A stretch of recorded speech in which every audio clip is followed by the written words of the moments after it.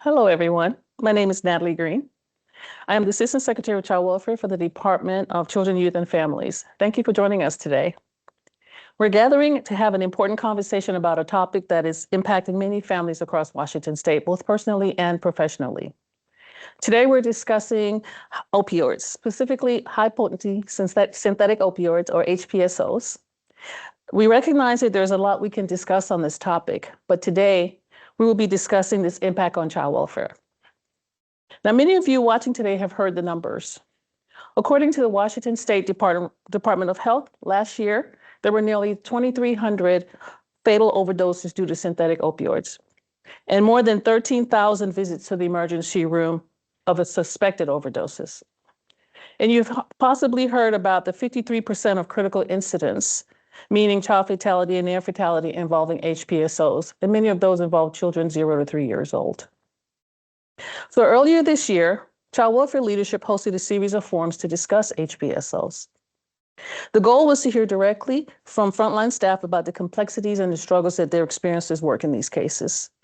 We were able to hear the ideas to improve practice, as well as what they felt they needed to support them in this work. The goal of our event today is to continue these conversations, but to shift to the human element of this work and give the public a chance to hear directly from field staff about their experiences working with families who experience substance use disorder. Again, thank you for joining us today. We will now shift to our first panel of direct service staff to discuss their experiences. Welcome. Thank you. Nicole Elizabeth Charles and Maddie, thank you for joining us today. Thank you, Natalie.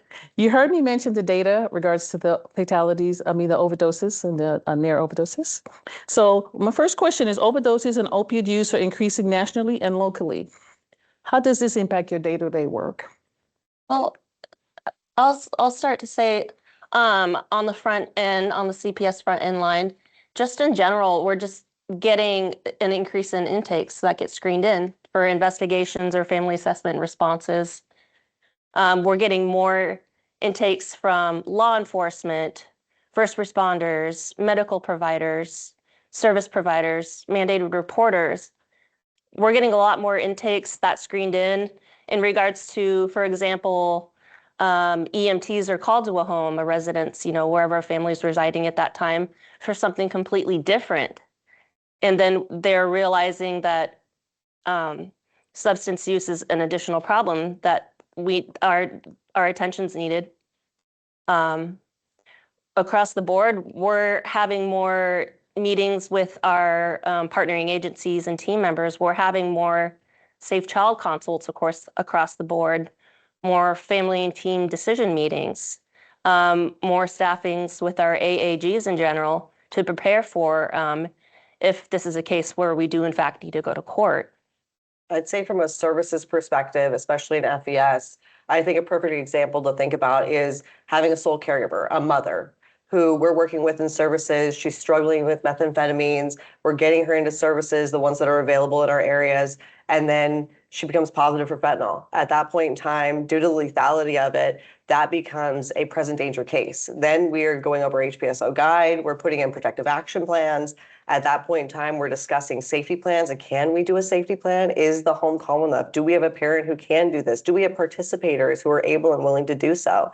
And if not, then we're looking at voluntary placement agreements and then possibly court structure if services don't work. I mean, it's a big struggle and it's very fast moving at this point to really get them what they're needing. You mentioned FES. Can you speak to what that is? Because many watching us may not know what FES stands for. Yeah, so FES is Family Voluntary Services, and my unit does high-risk cases for family voluntary services and also for family reconciliation services. So we work directly with the teens who are affected by HPSO and also with the parents who are affected too with the younger children. Thank you for that.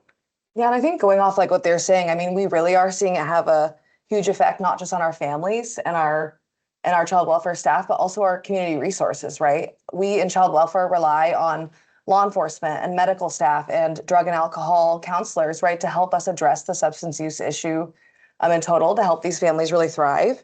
And we are all feeling the effects of this opioid epidemic and how it's expanding. Not only that, right, but we're really seeing that these parents and the effects of the opioid epidemic on on their parenting, right? It's kind of taking away from their ability to parent and putting the responsibility on friends or family, or if really needed, the department, and we have to intervene in a way to make sure that the kids are safe and taken care of.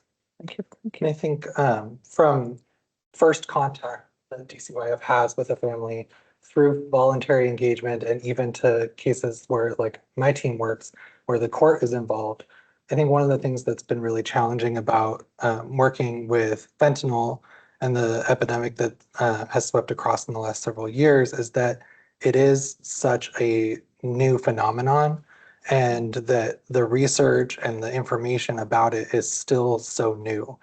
And so we really are seeing everything from our treatment providers to our even just our toxicologists really trying to catch up with the pace of fentanyl and what it means to engage with these families. And we see that getting into court in ways that raise a lot of questions and unknowns, and that always leads to the court partners needing to make the best decisions that we can with the limited information that we have to keep children safe, which can always be really challenging. Okay, perfect. I don't know if there's anything as lethal as I've ever seen to children in child welfare since fentanyl.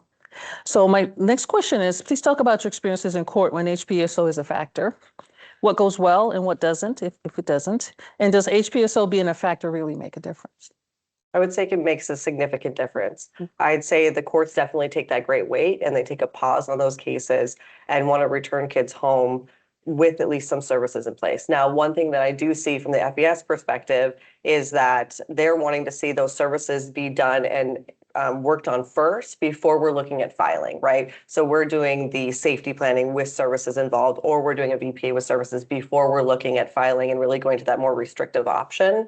The problem is that in rural areas like mine, there's just not as many services. And so that engagement piece is huge. And if we can get that engagement from the beginning of a case, we have more success with those families. I would say, I think since House Bill 1227 first came out, it really changed how we relate to the court, like the dangers and the lethality when it comes to substance use and child safety. And then obviously following that, the Senate bill that followed it, where it created the HPSOs, that also really changed, even from that, how we relay that to the court. And so it is making a huge difference if an HPSO is involved, right? The court is giving it a little bit more weight in terms of the imminency and the threat that it has to children. And so it does make a huge difference. At the same time, I think it also changes how we relay the concerns around substance use in general, because it is changing how we're looking at other substances, even if they're not HPSOs, right? And they're still dangerous, whether or not they are HPSOs. And so it's been interesting and sort of something we need to work on how we're relaying to the court through our testimonies or our court reports, the dangers and how children are really affected during this. Okay. A challenge line workers are running into once we get to that court phase is we're being challenged on our expertise in the area of chemical dependency and especially HPSOs. And if the medical experts are still in the process of collecting the data and analyzing the data, it's really hard for us to make a case. What we can do as the social workers is just really articulate to the courts our observations, what we see, what we hear, our observations of the children in the home. And so it is a great support when we do have those chemical dependency experts having our backs in court, which I know is a lot to ask. And I think it can't be overstated, the intersection of the fentanyl epidemic across our communities with changes in the law that have made it harder and had a higher bar for the department to intervene to protect children in court. And I think that what we've seen with multiple changes in the law over the last few years, while this epidemic has been expanding across our state, is that we see our legal partners pulled into different directions, needing to protect the safety of the child and needing to really interrogate the department about the efforts that were made to prevent removal, all while trying to balance all of the competing information about what the risk of fentanyl really is, because they may be hearing from different parties in the courtroom that, this toxicology result means XYZ, where another party is saying, no, it means something completely different, and here's my expert that's going to say that. And so I think it's really made it challenging to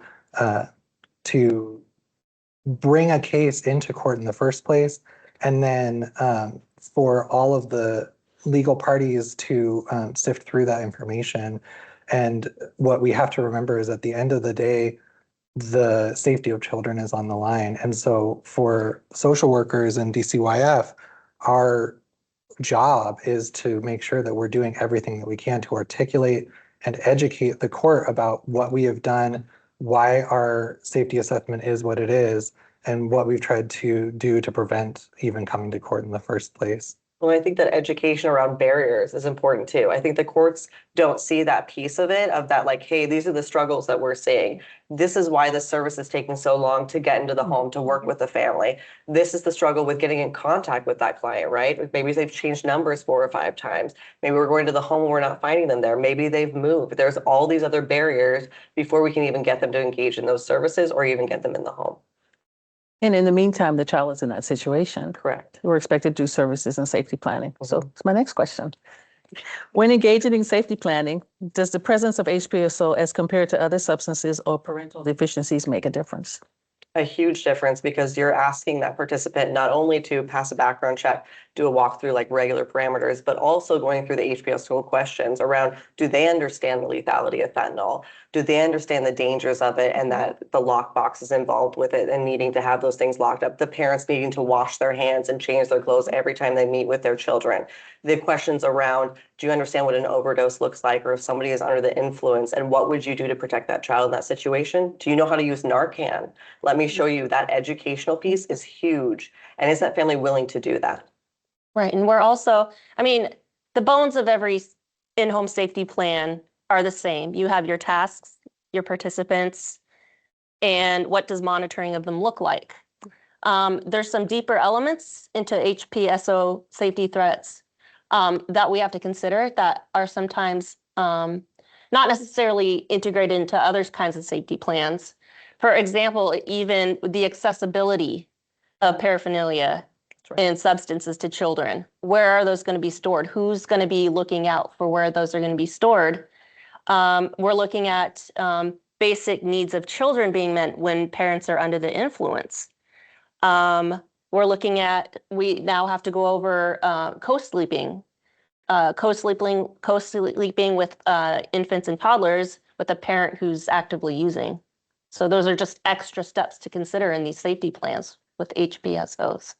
I think going off of that, right, these cases are often not just involving HPSOs, right? We're trying to address so many different things, and each case is so nuanced and can be really complex, and really adding in HPSOs is just adding another like nuanced layer and heightened level of risk that we need to be aware of and that everyone needs to be aware of, including the safety plan participants, right? You can take safety threats with HPSOs and articulate them into any of the 17 safety threats. HPSO use can factor into living conditions being unsafe, not a responsible parent in the home, physical abuse going on in the home, domestic violence in the home. So those specialized DV assessments are another thing that we really need to highly consider in these sorts of cases as well. Well, and you might walk into a case like services where we say, hey, this is the safety plan that you're being given FES, this is what you're working with. And then you discover there's all these other parental deficiencies actually going on. Or safety plan participants after a month are saying, oh no, I can't do this any longer. And now we don't have a safety plan. Or a parent violates that safety plan, and then we have to make other decisions to make sure that child stays safe. I think with how much conversation there's been too about fentanyl specifically, there's a lot of kind of buzzwords, shortcuts, and just like little things that people know about fentanyl. So for example, having naloxone in the home is a really important element of perhaps safety planning for everyone in the home. And somebody needs to be present to administer it. You just having it in your house does not automatically make you safe if you have an overdose. And so really talking through the nitty-gritty details of a safety plan is so essential. I think also when it gets to working with our court partners, we really have our task laid out before us as the department of informing our court partners about the difference between a safety plan and a service plan. Because a safety plan is going to take action now to mitigate a threat that's currently active now. Whereas with a service plan, we're talking about maybe some amazing, case planning that we can do with a family that's going to help the family get to a point where maybe that safety plan is no longer needed and maybe they've made some real changes in their life. And certainly we have that as a goal, but that doesn't necessarily create instant safety. And so really explaining the difference between those two plans to the court and to our court partners. Perfect. And I know HPSO impact children of all ages, right? And so the safety plan will be dependent on the age group and what's happening with those children.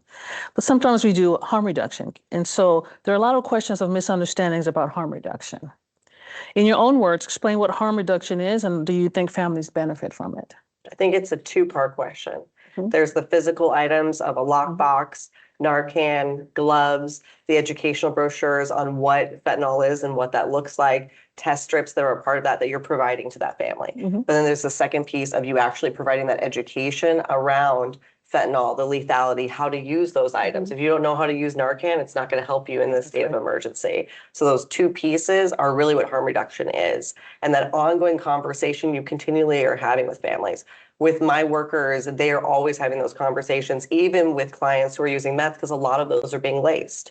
So those conversations around harm reduction and family being a part of that harm reduction plan together and working together as a team is really an ongoing conversation we should always be having. And go ahead. And I think to me, harm reduction is really a way to address substance use without requiring absolute and immediate stopping of the HPSOs by these families, right? It's a way where we can kind of meet them where they're at and address their substance use that allows them to safely be around their families if possible, right? Which adds into the benefit. As in child welfare, all we want is for these families to be together if it's safe, if it's in a safe manner to do so. And so if we can provide services or programs or safety plans that allow them to address their substance use in a time that works for them and in a safe way for their children and their families, then we can keep them together while we're doing that. Right. And if a parent's not ready to go to treatment, they're not going to. That's not where we go in and say, okay, well, I don't know what to tell you. I think harm reduction is kind of a buy-in. It creates more of a little bit more trust with families. Okay, my social, I'm not ready, but they're still willing to, help me keep my family and my children safe, help keep me safe. Harm reduction is more so that environmental safety piece and preventing near fatalities and fatalities. And then, assisting with the substance abuse treatment and assessments is something in on its own. To me, it's really recognizing that it's not an all or nothing ever, and that you can take incremental steps to improve the safety and make the situation safer, slightly less risky for a family, for an individual, and that you can do that in a way that prevents stigma, right? Because there's a lot of shame for somebody experiencing addiction that they receive from family, from society, from the culture, from the department, right? And the court system. And so that does promote engagement if you can work with a family on where they're ready to engage. I think what's been challenging working in this field for the last few years has been that the misconception about harm reduction means you never have anybody held accountable, right? To reduce stigma, we can't say anything hard with a parent. And that's not true, right? It's about building rapport and getting to a place where you can have those tough conversations about, what is the consequences of whatever choice they decide to make. And what are the benefits of the choices that they decide to make, and kind of helping that person weigh it out for themselves. But what makes it extra challenging in child welfare is that we're not just talking about individuals, we're talking about their children. That's right. And so whatever plan we're able to make with a family to take those incremental steps forward, we have to simultaneously be assessing while we're doing that, while that person is making that progress, is their child safe today? Is their child safe tomorrow? When will their child be safe or unsafe? And then we have to make a plan accordingly. Yeah. And as we heard, children 0 to 3 are the most impacted right now. And so those harm reduction kits can absolutely help in that respect because they're picking those things up and putting it in their mouth. So it's really not good. So how does working with children in fentanyl impact you personally and your feelings about the work? And how can others support you in this work? I think it affects all of us because we all care, right? We Mhm. all are in this business for a reason because we care and we want to keep kids safe. We also want to work with families and get them to a place where they can have their children safely. And I think, almost being in this with the state almost 10 years now, I think for me, this is the first time I've ever seen critical incidents at such a high rate, Yes. even for me. And it affects us, right? It affects us on a deeper level. And I always think to myself, when it's happening, what else could I have done? What other service could I have put in? What other engagement could I have done to try and prevent that? And I think each one of them, I learn more and more. And I also talk about those things with my unit as a learning experience, as sad and as tragic as it is. Well, the reality is, right, we're human, right? We're here for a reason, and we're building relationships with these clients and with these children, and in the hopes of making a positive outcome for them. And when we see them experience negative outcomes, whether it be, continuous negative living environments or having their children removed and being the ones who have to do that, or of course the near fatalities and fatalities, that is affecting us, right? These are people we've built a relationship with and are now seeing this occur. And it's really adding to the secondary trauma, right? It's adding to the burnout, and that affects our personal lives and our work in totality, right? Our work with other families and being able to show up and help them in the best way we can. I think from a frontline perspective, it's more so I would ask for more understanding, especially from the courts. Everything in the department seems to run on time. There's a time frame for everything. Time frame. With these HPSO cases, I mean, we're assessing safety the same way we are with any other kind of case, sexual abuse, physical abuse, severe neglect. But just like everything we've talked about, to top it off, we have all these other realms we have to explore. How much safety planning were we able to do? How much service were we able to provide within this amount of time? I mean, we're talking about some of these families we're meeting for the first time. We're placing a child into protective custody because of substance use. We have 72 hours to figure out our next step. And we've talked about it before, we're essentially having to do a big portion of our our investigations in 72 hours. So we would really like the courts to be understanding of the time frame we're really looking at and really what we are doing and the amount of time we're being given to keep these families together while still addressing this really horrible pandemic. I think the limited resources of our community, including our own agency, right? Because we have, the amount of work that goes into serving one family has just exponentially increased in the last few years.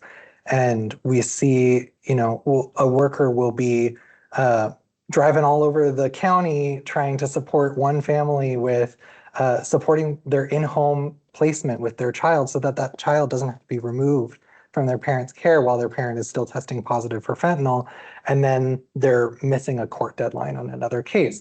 And so it's like you only see that sliver of what's happening in the courtroom that day, but you don't see that social worker just busting their butt trying to support all the families on their caseload. And I think that really does take a toll. And I think we've had to really rely on our partnerships within the agency, our friends and colleagues, and our partnerships outside the agency, right? Our treatment providers, our court partners, to really come up with creative solutions and kind of be all hands on deck.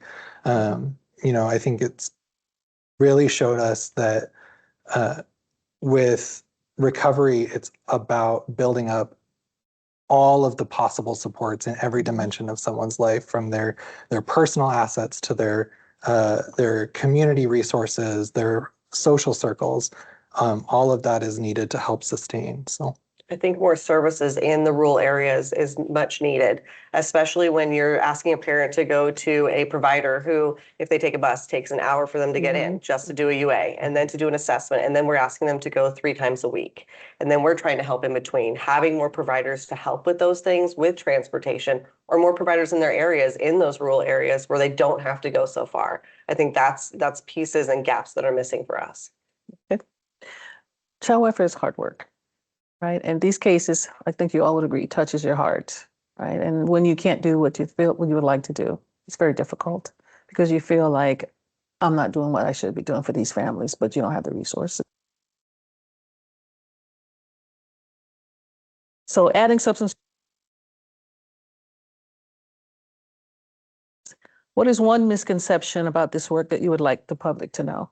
That we really do care and we want families to be together and we want to get them all of these services so that they don't have to go through the court structure. The goal of DCYF is to keep families together and through services to get them where they need to be so they can be healthy parents who can have their kids and move forward without us being involved anymore. And I think a lot of times, right, people are jumping to these conclusions, like especially when it's HPSOs, sometimes the department didn't or intervened too early, right? And we removed a child too fast and we didn't work with them enough, or we didn't intervene fast enough. And this near fatality, we're not like an independent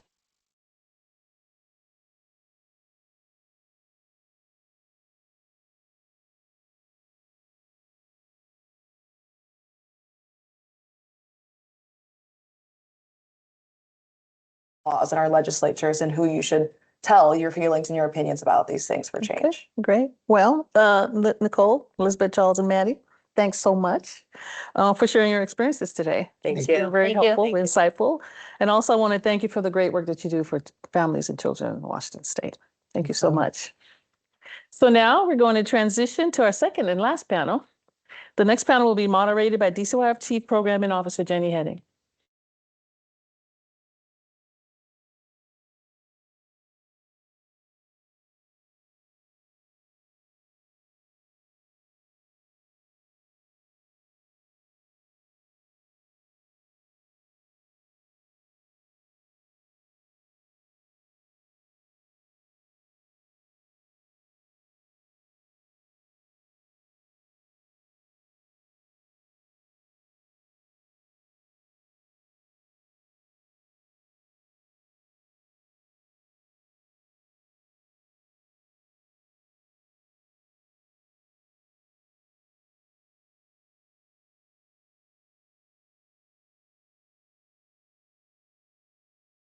Thank you, Natalie, and our panelists. Joining me here on the DCYF couch is our next group of panelists here, Becky, Lindsay, and Holly, who will be talking to us about how staff currently support families and successes and challenges around accessing these resources. So starting off, thinking about the resources in your community that are available to families where HPSO may be a factor, what's going well and what might need a little work? I think what's going well that we've seen is some increase in some areas around SUD assessments and getting those in for clients, and an increase in MAT or medication assisted treatment providers. Obviously, we'd always love to have more and have access to many more for all the clients that need it, but we're seeing an improvement there. We're starting to see a little bit more collaboration between SUD providers and the department, but again, always want to see some more in that area. I think overall, some more access to services and treatment, including inpatient, would be beneficial for lots of our clients, and we'd love to see an improvement there. I know as an agency, we're working on improving our understanding around relapse prevention. And so I think if we can continue to improve in that area, that would be really beneficial for a lot of our clients, so that we can support them through the whole process of recovery, and hopefully reduce the recidivism of people coming in back to the child welfare system. I think a lot of our areas do have access to some more intensive services, and when we have access to those, things do tend to go well for families. So programs like home builders or intensive family preservation services, those are outside entities that we can bring in to assist us in safety planning or case planning with families. So that seems to be going well. And I would agree that our access to chemical dependency assessments is pretty good in most areas. Yeah, I mean, I would echo that. We can get parents in pretty quickly for assessments, often the same day. And I think more access to oral swabs has been helpful too, to be able to eliminate some barriers to getting to UAs. I think available treatment dates or available bed dates is somewhat of a challenge once parents are assessed. And so there's often a delay or parents engaging in a lower level of care than they were initially assessed for. What do you think some of your biggest challenges are when it comes to connecting families to these resources? So the resource might be out there, but actually getting that connection to happen. I think sometimes it's a barrier in that all the players that are working with a family, whether it be the department, service providers, the court, attorneys, we all have differing opinions and differing lens on what we're doing with that family and our goals. And sometimes there can be barriers in how the department is able to access information about a family. And when we have limited information, we aren't able to present everything that we need to the court for them to make a decision. And sometimes that can lead to establishing plans that maybe the department isn't fully supportive or things like that. So barriers around just gathering that information can be really challenging. I think that while we do have areas that have a lot of resources, there are areas in our state where the resources are so scarce or non-existent. So transportation and getting to a provider sometimes is the biggest barrier to engaging a family. I serve an area of our state that is very rural. And in one of my counties, there are no chemical dependency services for youth. And there's no Medicaid-assisted treatment programs at all. So it takes a parent and almost an entire day to go to that level of service if that's what's needed. Yeah, in addition to that, I think it's difficult when we are working with families and we are involved in their lives because something happened. And we are encouraging them to access treatment services before they might be ready to do so in terms of their own change process. I think what's also challenging is if and when parents do get engaged with treatment providers, even with the correct release of information, it can be really difficult to understand where parents are at in their recovery process and where more intention is needed from our end. We know from some of our critical incident data that one of the things that often happens is that parents are not ready in their change process and may refuse our services and the services that are being offered. And what ways does having HPSO in the case maybe make engaging with those families more challenging? I think one thing that we've seen a lot in our cases is that HPSOs is different than any other substance that we've seen in the past. It's the addictive nature of HPSOs is much different and much more challenging for families and parents to deal with and to overcome and get to that place of recovery or sobriety. Even the most motivated parents have a hard time getting into that next phase and seeing that change and understanding that. I think there's some misinformation or misunderstanding or differing of opinions about treatment and what the most appropriate treatment is for addressing HPSO use and getting to that behavior change. Our trainings tell us that we are the recommendation or best recommendation or most effective treatment is a combination of medication assisted treatment as well as behavioral therapy that they get through inpatient or IOP. And that's not always the same recommendation they get from the other professionals that are involved in the case. And that can be really confusing for parents because they think they're doing well in a service and and they're doing what they're supposed to be doing, but then the department is saying, well, we're not ready to move forward with your case, or we don't think it's safe for your child to return home. So that can be really challenging.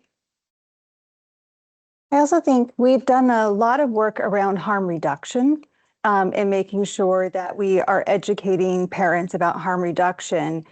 And often folks get stuck on the thought that if they have Narcan available to them, that somehow that equates to safety. For our staff, this is a very, very scary time. I mean, the data supports that we are seeing far more children and parents die or nearly die because of this substance. And that is something that is very new to child welfare. So trying to get a parent to understand and engage in a way that not only are they doing harm reduction, but that they are also trying to get to a point of potentially and hopefully abstinence from that substance. I think another thing too is that when we engage with our court system or with our legal partners is they want concrete evidence of something that is happening that, you know, that makes a child unsafe. And often we don't have that because we may be able to describe very clearly a parent's behavior and how it affects a child, but the courts want something more. They want actual hard copy evidence of UAs or some sort of treat or some sort of substance testing. And that's not always available to us. Yeah, and I would just add that there's a lot of stigma and shame when it comes to parental substance use. And there's a lot of fear that's associated with DCYF involvement. And so parents aren't often forthcoming with the information around their use and patterns of use, which makes it really, really challenging to do an accurate assessment and then build supports around that family and plans when we can't plan around what we don't know. I think the timelines are so much different as well. It takes so much more effort and planning to work with families that are where HPSO is a factor for them. It doesn't always align with what our policies and procedures currently say for how fast a case or the timelines a case should meet. Just given the addictive nature of HPSOs and how dangerous and lethal it is, it just doesn't fit those timelines, which can be another barrier. Well, I'm going to offer you all a magic wand here for a minute and maybe more than one. And so what resources do you wish you could wave that magic wand? What resources do you wish you had more of? I can go first. Yeah. I have more than one wish. So I would love to see an increased capacity for inpatient treatment for parents to be able to take their children with them. It is really hard to engage a parent in going to treatment when they have to leave their community of origin and they have to leave their children. So that would be wish number one, is that we have more access to that. Wish number two is that we have some professional safety plan participants in our communities that we can call upon. By the time that parents come to our attention, they likely have exhausted the people in their community or in their family that could help. And so having those additional professionals in the community to help ensure the child is safe is something we need. We also would love to have SUD professionals embedded in our local office. I have been with this agency since before it was DCYF, a long time ago, when we had those professionals in our local office, and they could provide not only the education to our parents, but they could quickly engage our staff and parents into treatment and provide that level of education that they need that we have this lag in now. Yeah, definitely. I think some more collaboration between the department and our SUD professionals so that we can all get on the same page and give the same messaging would be so beneficial to our families and serve all the goals that we have, right? We all come from, like I said, different lenses, but we ultimately all want to protect children and achieve child safety and have families reunited. And so if we can do that with more support of all of the people that we work with, that would be great. I think I would agree we need more inpatient treatment centers, more detox centers, especially medically assisted detox would be wonderful, just because of how dangerous it is for somebody to detox from or stop using HPSOs. And then treatment for youth as well. It's very limited for our youth that need treatment to receive it. And so that can be really challenging for them, but also their parents and how they're managing that would be really beneficial. And one thing that often comes up and for our staff that I work with is treatment centers for fathers to take their children would be great. All those. Yeah. Yeah, my wishes are very, very similar, especially for fathers to be able to take their young infants to treatment with them, because that situation does come up.